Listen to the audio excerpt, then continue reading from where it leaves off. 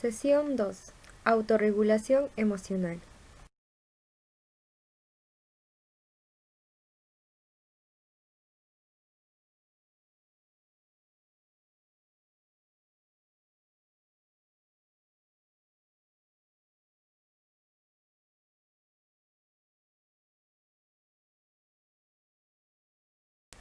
¿Qué sabemos o entendemos por autorregulación emocional?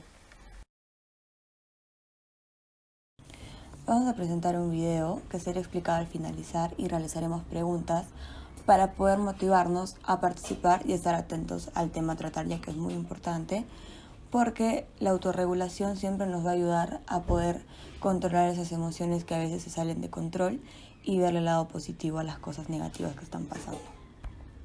Como hemos podido ver en el video, es muy importante saber autorregular nuestras emociones, ya que eso nos va a ayudar a poder solucionar problemas, a sentirnos mejor, a verle el lado positivo a las cosas o a las situaciones feas, y como hemos podido ver, nos ayuda en el mejor rendimiento, nos ayuda a no actuar de forma impulsiva o a cohibirse respecto a alguna situación.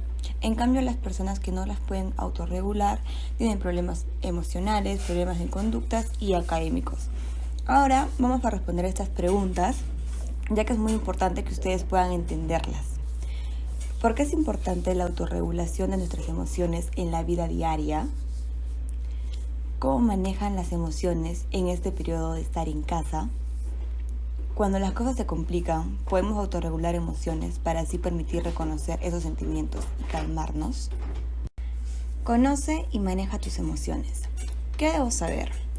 La autorregulación es la capacidad de las personas para dirigir su propia conducta. Como ya les había hablado anteriormente, es muy importante autorregularlas para así poder encontrar solución a situaciones adversas y poder controlar nuestras emociones para no reaccionar mal frente a alguna situación. El estudiante autorregulado lleva a cabo las siguientes actividades: formular o asumir metas concretas, planificar su actuar observando su ejecución, valorar su eficacia para conseguir metas y controla y maneja sus emociones de manera adecuada. En la adolescencia se experimentan emociones nuevas, lo que para algunos puede ser difícil de manejar, debido a las características personales de cada uno y al tipo de apoyo que recibe de su medio ambiente. ¿Cómo identificarlas? Responder adecuadamente a los cambios y emociones por los que atravesamos depende de muchos factores. Es la capacidad para observarnos y relacionarnos con nosotros mismos y la habilidad para interactuar con los demás. Como les comenté, es muy importante que primero aprendamos a identificar nuestras emociones y luego autorregularlas respecto a la situación que estemos pasando o queramos afrontar. Entonces, ¿qué es la autorregulación emocional? Es la capacidad que permite mantener el control de ti mismo sin reprimir ni guardar las emociones. Es como una conversación interna continua que te libera de ser prisionero de tus emociones.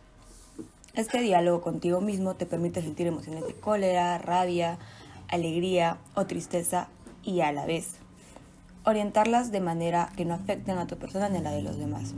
Como ya les comenté, es muy importante que esas emociones sepamos cómo manejarlas y orientarlas para no dañar a nosotros mismos ni mucho menos a las personas que nos rodean. Entonces, es muy importante que en situaciones complicadas como la que estamos viviendo ahora podamos controlarlas, manejarlas y verle el lado positivo para así llevar una mejor interacción y una mejor dinámica en casa, con los amigos y con nosotros mismos.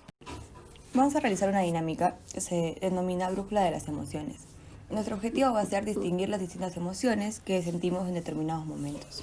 Vamos a necesitar una hoja que esté pintada como una rosa y otra para poder escribir.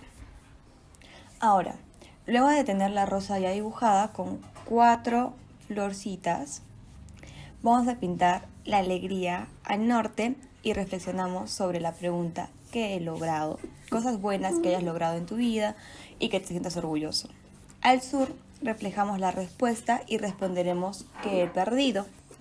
Entre ambas emociones situaremos el logro que hemos conseguido o bien el fracaso. Es importante hacer una lectura positiva. En el este podremos poner el enfado. Pensaremos que me ataca o me hace sentir en una situación de riesgo. Y en el lado oeste situamos el miedo En este punto reflexionaremos cuáles son nuestros miedos, unimos al enfado y el miedo a través de las amenazas y reparamos e identificamos las amenazas que tenemos presentes. La autorregulación emocional es un proceso que está encargado de evaluar, observar, transformar, modificar emociones y sentimientos tanto propios como ajenos, conformando así una función muy importante e indispensable para las personas. Características. La autorregulación emocional nos ayuda a modificar nuestras emociones según los sucesos que se vayan desenvolviendo a nuestro alrededor, tanto positivos como negativos. Es la forma de controlar el manejo de nuestras emociones, que nos permite adaptarnos a nuestro entorno, modificando emociones producidas por motivos externos que alteran nuestro estado de ánimo habitual, ya sea el enojo, la tristeza, entre otros. Esta regulación es necesaria tanto ante emociones negativas como positivas, proporcionándonos la capacidad de adaptación dependiendo de la situación que se dé. Tenemos factores dentro de la autorregulación emocional. Por ejemplo, la atención y la importancia que le damos a los aspectos relevantes de esa situación. También tenemos la respuesta emocional o la reacción sobre esa situación. La emoción, que puede ser externa ante sucesos que ocurren en nuestro entorno, o también pueden ser internas, con representaciones mentales que nos realizamos. Es importante que hagamos una evaluación de esta situación, ya que hemos podido actuar mal o hemos podido actuar bien, y cómo podríamos mejorar. También tenemos factores externos que influyen en nuestra autorregulación emocional. Dentro de ellos tenemos el aprendizaje. Una madurez emocional influye en los factores de aprendizaje, la experiencia diaria y el ambiente que nos rodea. La tolerancia o la frustración. La dificultad que tiene para ponerse metas que impliquen tolerar, ya que sobrereaccionan ante la frustración con agresividad. La adaptación social. Tener dificultades tiene alto riesgo de que no nos vamos a poder adaptar en lo social. Esto se manifiesta a través de mayores conflictos de pareja, incompetencia en aspectos emocionales o problemas en el ámbito laboral o relaciones sociales. Influye también nuestro carácter, ya que es la capacidad para perdonar, la humildad y la prudencia forman parte de una virtud de la moderación. Mecanismos de la autorregulación. La reevaluación o la modificación cognitiva se encarga de modificar una experiencia emocional negativa, convirtiéndola en una beneficiosa para el individuo. La supresión o eliminación es un mecanismo o estrategia de control que se encarga de la respuesta emocional. Se les dará unas estrategias para saber cómo manejar nuestras emociones. Pueden regularse modificando las situaciones que las desencadenan, transformándolas o evitándolas. Acá me refiero que desencadenan. Son situaciones que provocan que reaccionemos de una manera negativa. Entonces, esas hay que transformarlas en positivas para ya no sentirnos mal. También podemos modificar la atención y desplazarla por otra acción o realizar conductas para distraernos mediante la reevaluación de la situación que desencadena un tipo de reacciones emocionales.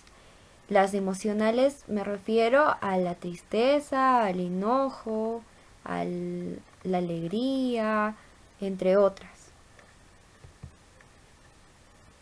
Es importante evaluar y modificar nuestras conductas.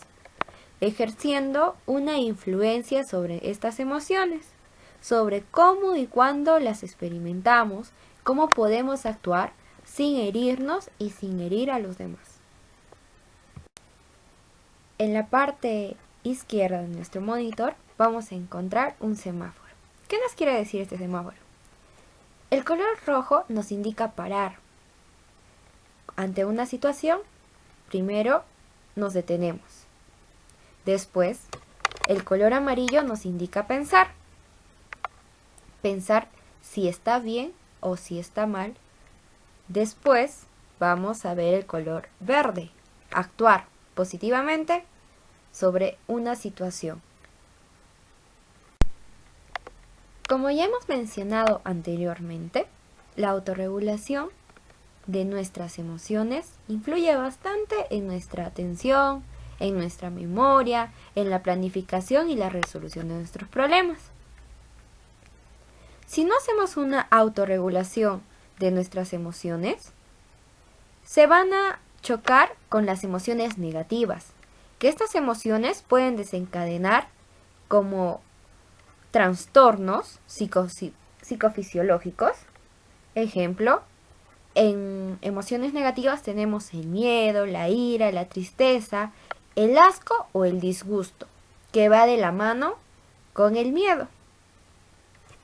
Nuestras emociones negativas son defensas ante situaciones de amenaza externas y enfrentarlas, ya que nuestra amígdala y el hipotálamo son los responsables de las emociones negativas y por lo tanto nuestro sistema de defensa está siempre activado y en alerta. Estas emociones negativas tienen efectos nocivos, tanto sociales como físicos, porque nuestro cuerpo tiene una conexión con nuestra mente. Como ya les mencioné, en emociones negativas tenemos el miedo. ¿Pero qué es el miedo? Es una sensación de angustia que es provocada por la presencia de un peligro real o imaginativo. Sentimiento de desconfianza. Es decir, por ejemplo, cuando vamos a hacer una fiesta y ya estamos pensando, tenemos miedo de que esa fiesta va a salir mal, pero aún no ha pasado nada. Esta emoción mal manejada puede producir trastornos mentales, conductuales, emocionales y psicosomáticos, como pueden desencadenar también la ansiedad, fobias, ataques de pánico, etc. Para poder prevenir, se debe de afrontar primero los miedos y proponer soluciones como pensamientos positivos que nos generen confianza para poder afrontar nuestro miedo real o imaginativo. También podemos aplicar técnicas de respiración diafragmática para reducir la ansiedad. Por ejemplo, cuando vamos a sentir este miedo, lo único que vamos a poder hacer es tomar aire y controlar, y recién después de un rato vamos a expulsarlo. Así vamos a reducir y vamos a hacer de que el miedo y la ansiedad baje. La ira o el enojo también es una emoción negativa. Pueden ser normales, pero es un indicador para una enfermedad subyacente. Cuando los sentimientos se vuelven excesivos en todo momento o interfieren con nuestra vida cotidiana, puede producir estrés y enfermedades cardiovasculares. Esta emoción se podría decir que tiene un antídoto, que puede ser la empatía y la flexibilidad. Desacelerarse, respirar profundamente y realizar una buena pausa antes de responder puede ayudar a reducir el enojo. Practicar estas técnicas de relajación, como por ejemplo les dije también la de controlar el aire y después expulsarlo. Darnos una vuelta, relajarnos un rato y después vamos a poder hablar sobre esa situación. Siempre con el antídoto. que vendría a ser la empatía y la flexibilidad. Vamos a hablar de la tristeza. Esta sensación de decaimiento o infelicidad en respuesta a una aflicción, desánimo o desilusión. Si esto continúa, puede ser un indicador de depresión. La tristeza es normal, pero es un indicador de una enfermedad subyacente cuando los sentimientos se vuelven excesivos en todo momento o interfieren en nuestra vida cotidiana. El antídoto para la tristeza podría ser la esperanza.